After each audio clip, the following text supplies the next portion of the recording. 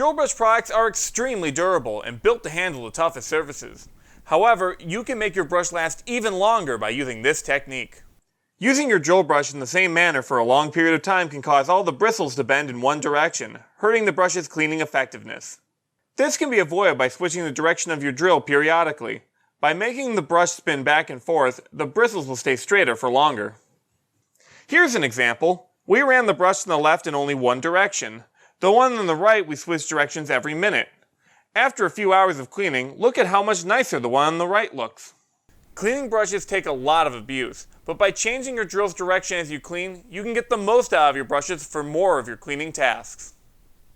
Hi, I'm John from Drillbrush, and I hope you enjoyed this tutorial.